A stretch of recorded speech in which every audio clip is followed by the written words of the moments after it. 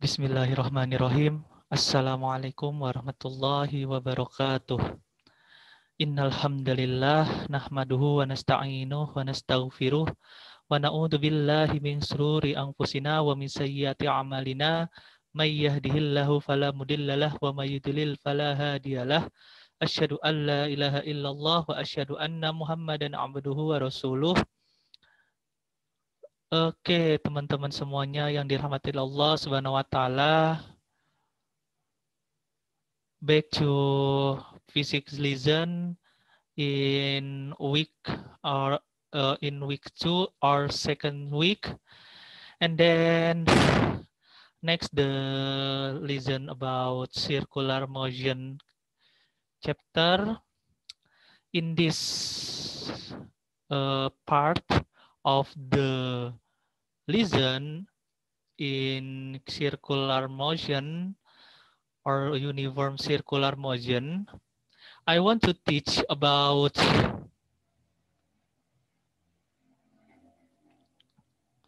Eratosthenes and GMB concept or uniform circular motion in the concept. Okay.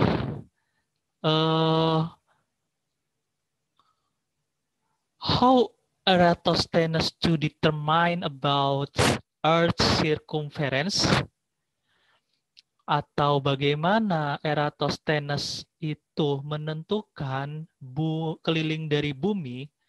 Ini kita akan flashback di pertemuan yang pertama bahwa Eratosthenes itu seorang ilmuwan yang mengaplikasikan konsep dasar dari gerak melingkar beraturan. Jadi kemarin kita sudah bahas bahwa ada beberapa parameter dari gerak melingkar beraturan berupa besaran-besarannya.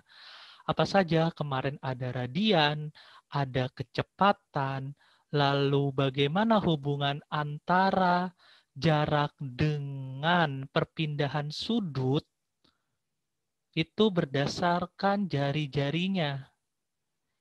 Nah, oleh karena itu, maka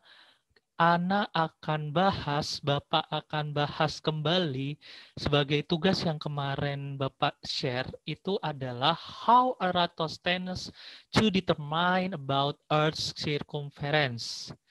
Nah, di sini akan Bapak share terlebih dahulu video yang ada di YouTube. Sebentar, Bapak akan atur dulu. Oke, sudah siap? Are you ready? In this video, explain about how Eratosthenes calculated the Earth's circumference from Business Insider's channel in YouTube. Okay, let's see.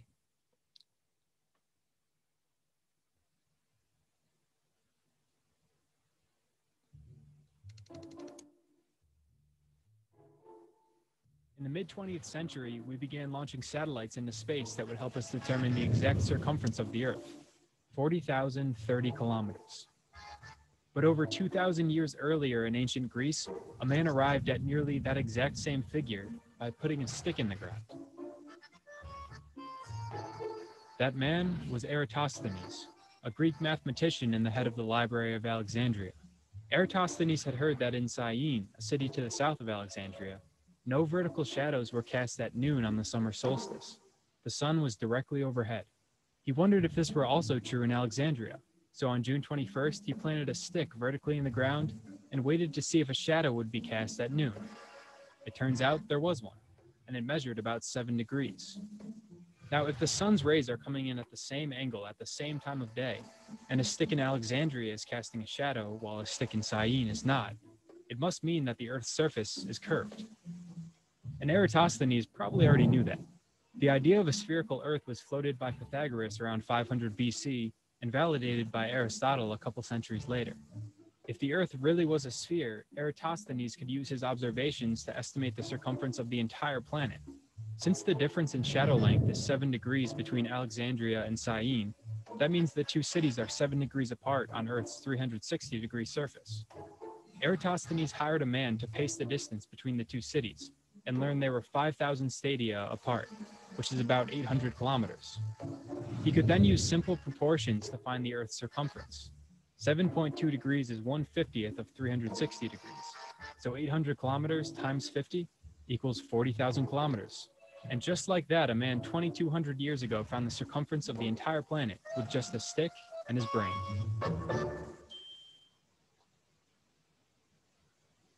Oke, ini adalah video yang terkait masalah bagaimana Eratosthenes ini bisa melakukan atau menentukan keliling dari bumi tersebut. Nah, balik lagi ke slide sebelumnya, ke slide-nya, kita akan bahas terlebih dahulu secara detailnya bagaimana Eratosthenes ini bisa menentukan keliling bumi. Jadi awal mulanya itu, Eratosthenes itu beserta temannya yang berada di Alexandria, jadi posisi Eratosthenes itu berada di Sion. Di Sion ini, pada tanggal 21 Juni, yang tadi sudah ada di video di 2300 tahun yang lalu, Eratosthenes ini menentukan atau mencari apakah benar-benar dia itu ada bayangan atau tidak. Jadi pada saat di Sion ternyata tidak ada bayangan pada pukul 12 siang di tengah teriknya matahari. Sedangkan berpindah ke Alexandria itu ternyata ada bayangannya. Nah, bayangan itu membentuk 7 derajat. Nah, bayangan 7 derajat ini sebagai patokan dari dalam menentukan jari-jari dari bumi tersebut. Tentukan dulu jari-jari pada bumi tersebut. Jadi dengan menggunakan konsep besaran-besaran yang ada di gerak melingkar beraturan, yakni perpindahan sudut atau perpindahan sudutnya itu adalah 7 derajat dibagi 360 derajat dikali 2 pi rad. Kenapa dibagi 360 derajat ya tadi? Karena satu keliling bumi itu sebesar 360 derajat dikali 2 pi rad. Jadi kalau derajat diubah menjadi rad itu adalah 2 pi. Karena 2 pi itu sama dengan 360 derajat. Sehingga kalau dikalkulasikan menjadi 0,122 rad. Sedangkan R-nya itu sama dengan X per theta. Jadi kemarin kita sudah bahas bagaimana hubungan antara perpindahan sudut dengan posisi pada gerak lurus beraturan itu dihubungkan dengan adanya jari-jari. Maka X-nya itu adalah posisi atau jarak antara Sion dengan Alexandria itu sebesar 770 km. Pada gambar sini karena dibulatkan jadi 800 km. Maka Bapak akan masukkannya berdasarkan tidak ada pembulatannya. Jadi sesuai dengan yang sudah diukur yakni 770 km per 0,122 rad. Jadi 0,122 rad ini yang sudah kita hitung sudutnya itu kalau dibagi dikalkulasikan hasilnya itu adalah 6.300 km. Nah, setelah itu kelilingnya yang akan kita cari atau Eratosthenes ini tentukan itu adalah keliling dari lingkaran. Keliling dari lingkaran itu sendiri adalah 2pi kali R. Masih ingat rumus yang ada di SMP? Nah, sekarang masukkan pi-nya itu adalah 3,14 dikali 6.300 dikalikan 2. Hasilnya berapa? Harusnya adalah 39.564 km. Nah, kalau dibulatkan itu sampai menjadi 40.000 km. Jadi keliling bumi itu adalah 40.000 km dengan jari-jari 6.300 km. Akan tetapi dengan catatan nilai rata-rata jari-jari bumi untuk saat ini itu adalah 6.380 km dengan menggunakan teknik pengukuran yang lebih modern. Ini adalah singkat pendahuluan terlebih dahulu sebelum masuk ke gerak melingkar beraturan itu. Materi yang akan Bapak sampaikan pada pertemuan kali ini, yakni tentang bagaimana seorang ilmuwan Eratosthenes ini menentukan keliling dari bumi berdasarkan jari-jari dan sudut yang sudah ditentukan berdasarkan penelitian atau yang ada real di lapangan dengan bayangan-bayangan seperti itu. Nah, baik, kita lanjut ke slide selanjutnya. Oke, the next slide, kita akan flashback kembali di semester pertama yang sudah kita bahas dan juga kita sudah praktikum terkait masalah gerak melingkar beraturan. Ya, ini gerak melingkar beraturan itu adalah gerak suatu benda menempuh lintasan melingkar dengan kelajuan yang tetap. Akan tetapi kecepatan linear tidak tetap. Besaran vektor yang tetap pada gerak melingkar beraturan adalah kecepatan sudutnya. Nah, percepatan sudut sama dengan 0, akan tetapi percepatan sentripetal menuju ke pusat lingkaran. Seperti itu. Sehingga kecepatan sudut dan kecepatan linear sesuai dengan putaran benda. Jadi di sini kecepatannya linear itu berubah-ubah dalam segi vektornya. Sedangkan percepatan sentripetal atau AS ini menuju ke pusat lingkaran sehingga akan menghasilkan adanya gaya sentripetal. Nah, gaya sentripetal ini akan dibahas pada pertemuan selanjutnya atau bab selanjutnya dari gerak melingkar beraturan. Nanti kita akan bahas bab selanjutnya itu terkait masalah gaya-gaya yang ada di dalam fisika nantinya. Nah, sekarang kita akan bahas adalah percepatan sentripetalnya terlebih dahulu. Nah, ini adalah konsep dasar dari gerak melingkar beraturan. Jadi, kecepatan linearnya itu berubah-ubah, sedangkan kelajuannya itu tetap. Nah, akan tetapi percepatan sentripetalnya ini menuju titik pusat, sehingga percepatan sudutnya itu sama dengan 0. Oke, next. Yang kemarin kita sudah bahas atau sudah kita praktikumkan dan juga kita sudah menghitung, yakni bagaimana besaran pada gerak melingkar beraturan, yakni ada frekuensi, ada periode, ada kecepatan linier, ada kecepatan sudut, dan bagaimana hubungan antara kecepatan linier dengan kecepatan sudut. Dan sekarang kita akan tambahkan yakni tentang percepatan sentripetal. Nah, di sini bisa lihat bahwa frekuensi itu adalah banyaknya putaran per satuan waktu, N per T. Itu nanti hasilnya adalah Hertz.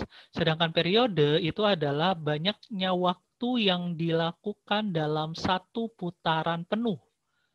Nah, itu adalah periode yang satuannya adalah sekon. Nah, sedangkan hubungan antara frekuensi dengan periode itu adalah berbanding terbalik. Jadi T besar atau periode itu sama dengan 1 per frekuensinya. Nah, sedangkan di sini adalah kecepatan linear dengan kecepatan sudut, bahwa kecepatan sudut itu bisa dicari dengan menggunakan persamaan 2pi kali F kalau misalkan diketahui frekuensinya, atau 2pi per T jika diketahui periodenya. Nah, itu adalah kecepatan sudut yang satuannya itu adalah rad per second, radian per second. Sedangkan kalau misalkan di kecepatan linear itu ditambahkan nilai R-nya atau variabel jari-jarinya, yakni 2pi kali R kali F. Jadi R-nya ditambahkan dari kecepatan sudut. Kalau kecepatan linearnya itu ditambahkan R-nya jadi 2pi ke RF. Sedangkan kalau untuk diketahuinya pada periode, maka kecepatan linearnya itu adalah 2pi R per T besar. Nah, ini adalah kecepatan sudut dan kecepatan linear. Bagaimana hubungannya? Ya, hubungannya sama saja seperti pada yang perpindahan sudut dengan posisi. Jadi kecepatan linear itu dengan kecepatan sudut itu dihubungkan dengan jari-jari. Jadi V sama dengan omega kali R. Seperti itu. Percepatan sekarang masuk ke percepatan sentripetal, yang karena percepatan sentripetal pada gerak melingkar beraturan itu menuju titik pusat, maka percepatan sentripetal itu dengan menggunakan persamaan V kuadrat per R. V kuadrat per R. Jadi V kuadrat itu adalah kecepatan linear yang satuannya meter per second, dan R itu adalah jari-jari lintasan melingkar yang satuannya adalah meter. Sehingga percepatan sentripetal itu adalah meter kuadrat per second. Di sini belum ditulis ya. Satuan dari ASP. Nah, jadi satuan dari percepatan sentripetalnya itu adalah meter kuadrat per second. Next slide. Coba kita akan mengaplikasikannya dalam studi kasus berikut ini. Dalam sebuah pesawat sentrifugal hematokrit, sedikit sampel darah diletakkan dalam tabung-tabung kapiler berisi heparin atau suatu zat yang anti gumpal. Tabung-tabung diputar pada 12.000 RPM atau rotation per menit dengan dasar tabung berada dalam 9 cm dari sumbu putaran. Jadi diameternya itu adalah jari-jarinya itu adalah 9 cm dari sumbu putaran. Tentukan kelajuan linear di dasar tabung dan percepatan sentripetal di dasar tabung tersebut. Kita akan coba untuk menghitung ini.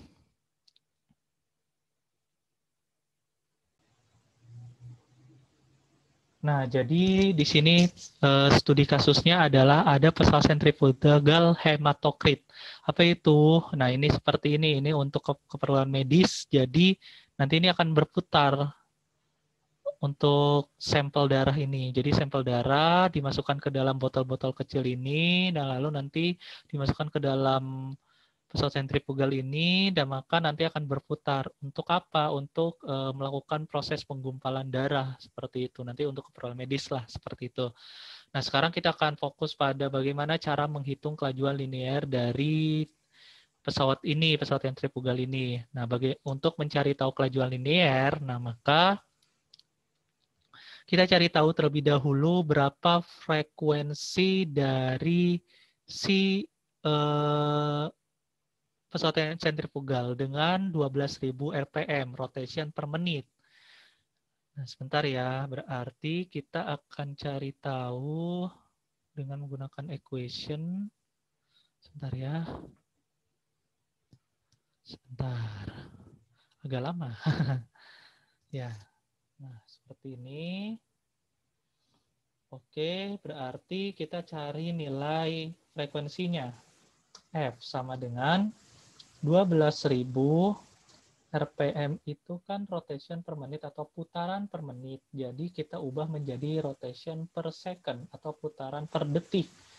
Ya, berarti 12.000 itu dibagi dengan 60. Karena apa? Karena 1 menit itu sama dengan 60 second. Jadi 12.000 dibagi 60 second. Hasilnya itu adalah 200 RPS atau bisa diubah menjadi 200 Hz. Jadi rotation per menit atau putaran per detik, rotation per menit itu putaran per menit diubah menjadi rotation per detik atau putaran per detik itu sebesar 200, dengan catatan satu putaran per detik itu ternyata 1 Hz. Jadi 200 RPS itu sama dengan 200 Hz. Ingat ya, frekuensi itu apa? Satu putaran dalam 1 detik. Jadi putaran per detik itu sama dengan Hertz. Nah, jadi 200 Hertz. Setelah kita mengetahui F-nya, berarti kita bisa mencari omeganya.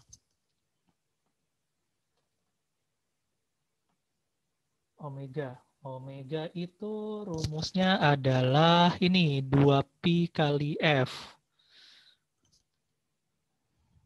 Kita kontrol paste aja langsung.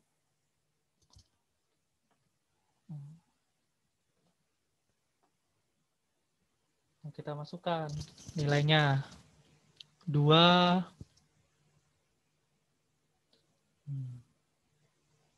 Sebentar ya, pi-nya. Nah, F-nya tadi berapa? 200 Hz. 200. Nah, maka 2pi kali 200 itu adalah 400 pi. 400 pi. Nah, 400 pi rad per second. Ya, benar. Nah, setelah kita mendapatkan kecepatan sudutnya, kita bisa mencari kelajuan linearnya. yakni V-nya dengan menggunakan V sama dengan omega kali R. Copy paste. Nah, kita sudah dapatkan nilainya, persamaannya. Setelah itu baru kita masukkan angka-angkanya ke dalam persamaan tersebut.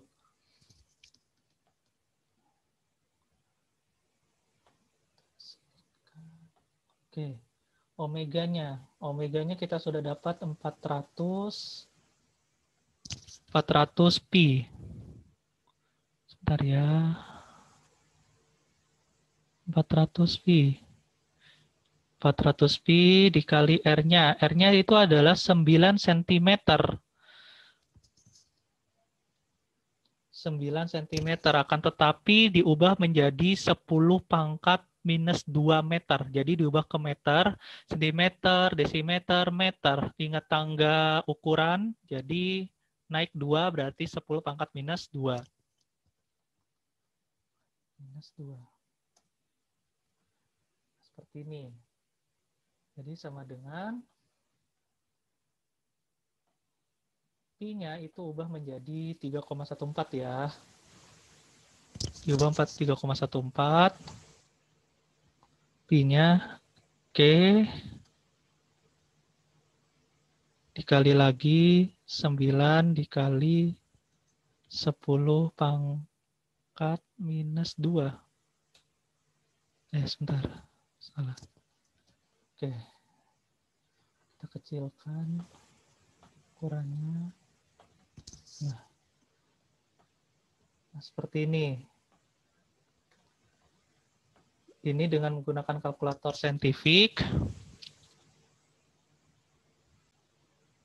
Nah, jadi kita pakai coba kita pakai ininya. Nah, 400 berarti kita kasih 400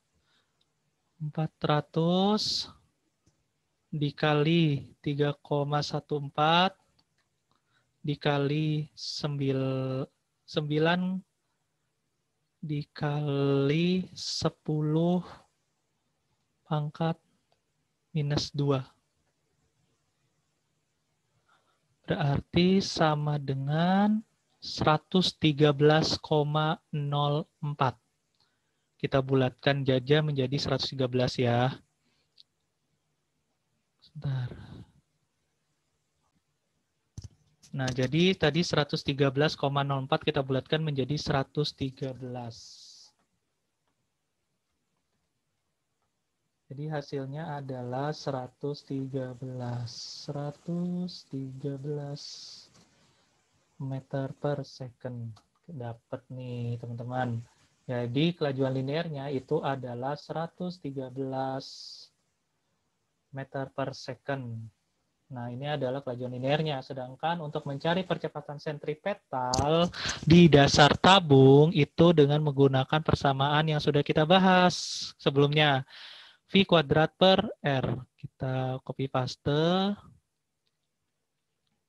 Nah, tinggal masukkan nilainya ke persamaan tersebut. Sebentar. Ya benar. Nah, 113 dipangkatin 2 dibagi R-nya berapa tadi? Salah.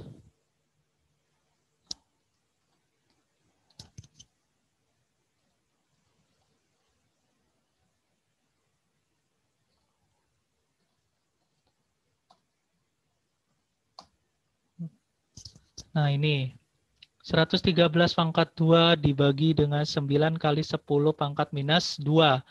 Kita pakai kalkulator saintifik lagi.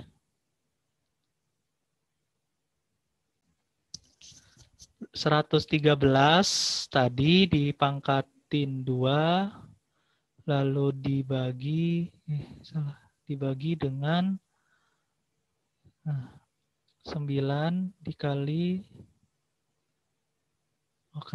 kali 10 pangkat minus 2. Nah, jadinya berapa? 14 41.877. Iya benar.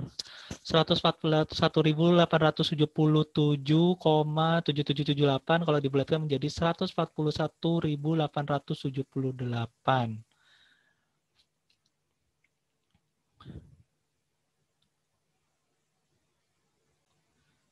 Nah, jadi hasilnya itu adalah dengan menggunakan kalkulator saintifik itu adalah 141.878 meter kuadrat per second.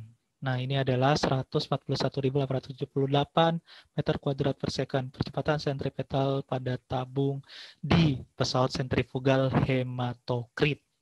Seperti itu, teman-teman. Jadi sudah kita cari, aplikasinya sudah kita bahas. Nah, teman-teman semuanya jangan lupa komen, mungkin bisa like dan share seperti itu ya teman-teman. Tapi wajib antum semuanya untuk penilaian kehadiran, antum harus komen di video yang ada di bawah di YouTube ini seperti itu. Jazakumullah khairan kasiron, semoga bermanfaat. Jika ada pertanyaan silakan WhatsApp ke guru pengampunya. Subhanakallahumma wa bihamdika asyhadu an la ilaha illa anta astaghfiruka wa atubu ilaik. Wassalamualaikum warahmatullahi wabarakatuh.